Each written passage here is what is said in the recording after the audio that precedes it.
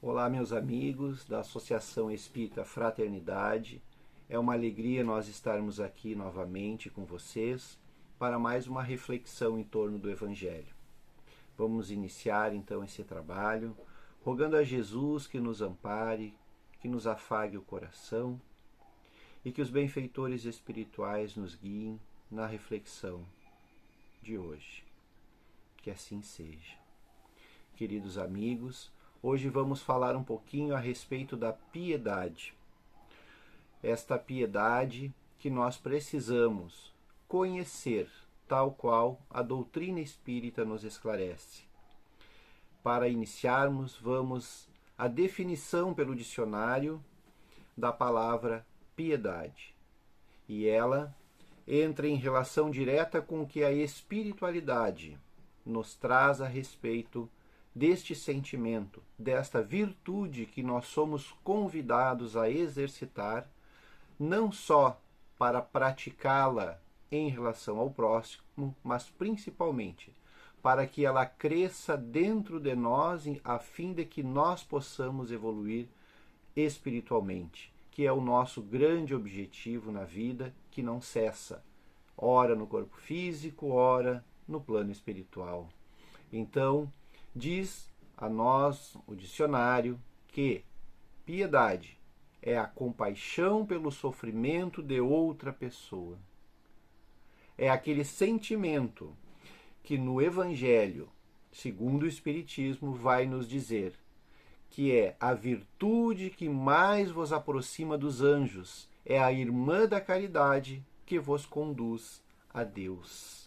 Então este sentimento, esta virtude, quando ela brota do nosso coração, quando ela é sentida por nós, ela nos aproxima dos anjos. Vejam a referência que nos faz o Evangelho a respeito deste sentimento que nós muitas vezes, meus queridos amigos, meus queridos irmãos, nos enganamos qual seja ele, nos imaginando pessoas piedosas. E isto nós vamos ver com clareza a espiritualidade esclarecendo para nós. Então continua a mensagem no Evangelho: deixai que o vosso coração se enterneça ante o espetáculo das misérias e dos sofrimentos dos vossos semelhantes. E aí cabe uma reflexão. Quando nós nos deparamos com uma pessoa em sofrimento, seja uma pessoa próxima, um vizinho, alguém de dentro do nosso lar, ou aquela pessoa que está em sofrimento que nós estamos vendo através do noticiário, na TV ou numa mídia social. Que sentimento brota de nós? Nós nos compadecemos? Nós sentimos compaixão pelo sofrimento daquela pessoa?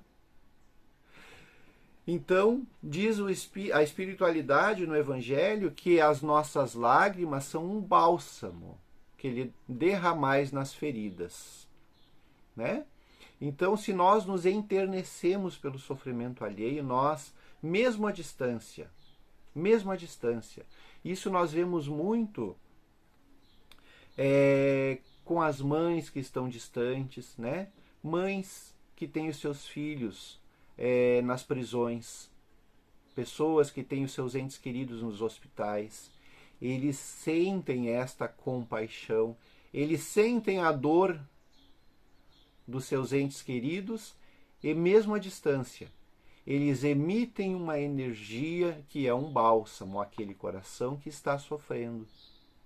E aí nós vamos já fazendo a referência à verdadeira compaixão que a espiritualidade nos convida a exercitar e a criar, fazer que cresça dentro de nós, que é também pelo sofrimento daqueles que muitas vezes nós julgamos culpados simplesmente, e julgamos acreditando que eles devam sofrer aquilo pelo qual estão passando, né? Como no caso das pessoas que estão hoje, por exemplo, nas prisões. Então, segue a espiritualidade dizendo para nós que a piedade bem sentida, e nós vamos ver o que seria essa piedade bem sentida, ela é amor. Ela é amor e por isso, então, ela é essa virtude que nos aproxima dos anjos. Não nos torna anjos, mas quando nós sentimos esta piedade, quando brota de nós este sentimento, e quando isso acontece entre uma mãe e um filho, é muito natural. E todo o contexto, né, mãe com filho, proporciona que mesmo diante dos maiores equívocos do filho, a mãe vai nutrir esse sentimento. Então é um exercício que Deus permite para que a gente compreenda: se o meu filho erra e eu ainda tenho compaixão por ele, mesmo que ele erre reiteradas vezes, eu estou lá ao lado dele para auxiliá-lo e levantando-o tantas vezes quanto ele caia. Se o meu filho tem o direito de ter este auxílio, este amor, por que o filho do próximo não tem? Por que eu não sinto pelos outros que também são irmãos em humanidade? Então é um exercício, né? Então essa é a virtude por excelência, e que em toda a sua vida praticou o divino Messias e ensinou na sua doutrina tão santa e tão sublime. Segue a mensagem do Evangelho, nos esclarecendo, nos mostrando que o Cristo deu o exemplo dessa virtude. Ainda nos diz o Evangelho que o sentimento mais apropriado a fazer que progridais, domando em vós o egoísmo e o orgulho, que são as chagas da humanidade segundo a espiritualidade, e que existem em nós, não nos enganemos. E esse sentimento da piedade é o mais apropriado para domar o orgulho e o egoísmo, aquele que dispõe vossa alma à humildade. Ou seja, tu te compadece de alguém que erra, tu retira de lado já o julgamento. Porque este sentimento não dá espaço para a intelectualidade interferir e brotar então as nossas imperfeições de julgamento, de condenação, né? Aqueles raciocínios de que se a pessoa está assim, ela tem que passar por isso. Não. Esse sentimento ele brota e nos convida ao auxílio. O que eu posso fazer? Então ele dispõe a alma à humildade, ou seja, de onde nós estamos, o nosso próximo é igual a nós. Poderia ser eu. Quantos erros eu cometo? E espero por alguém que se compadeça. E quantas vezes ao dia Deus se compadece de nós diante dos nossos equívocos, né? Então, esse sentimento dispõe vossa alma à humildade, à beneficência e ao amor do próximo. É a piedade, nos diz o Evangelho.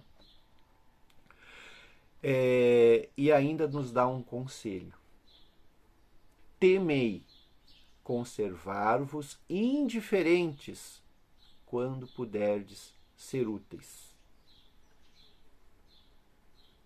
E aqui nós ficamos imaginando que ser útil numa situação é que a gente deva aparecer na cena ou naquela situação e fazer algo aos olhos do mundo. Nós ainda alimentamos esta ilusão de que nós somos imprescindíveis fisicamente para que possa o mundo dizer: fulano está sendo útil para aquele que sofre. Ah, como fulano é humilde, como ele é bondoso, porque ele foi lá mesmo que o irmão tenha errado e estendeu a mão. Nós ainda alimentamos essas ilusões. Por vezes isso é necessário. Mas quando nós acreditamos que, para nos tornarmos úteis, nós devemos articular uma situação onde nós devemos aparecer, nós devemos ligar o sinal de alerta. Nós estamos alimentando a vaidade. a soberba. Então, nós precisamos perceber como nós podemos ser úteis. Nós podemos ser úteis silenciando. Nós podemos ser úteis fazendo uma prece. Nós somos sempre úteis quando nós, como diz o Evangelho, o verdadeiro espírita é aquele que reconhece as suas más inclinações e se esforça em combatê-las. Nós somos úteis quando, diante do sofrimento alheio, e brota em nós aquele julgamento, aquela avaliação do erro do outro, e nós percebemos que isto não vai ser útil naquele momento.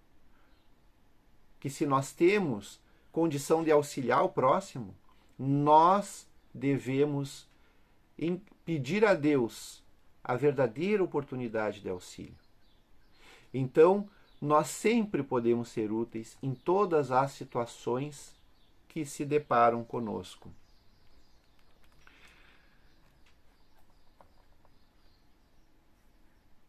Nos diz Emmanuel numa mensagem intitulada A Piedade, onde ele comenta uma passagem de Paulo na primeira epístola a Timóteo, versículo 6, capítulo 6. Diz o seguinte: mas é grande ganho a piedade, com contentamento, com alegria. Aquela piedade verdadeira é um grande ganho. Escreve Paulo e comenta Emmanuel. E nós vamos ler um trecho. Fala-se muito em piedade na terra, todavia, quando assinalamos referências a semelhante virtude, dificilmente discernimos entre compaixão e humilhação. Olha como que começa.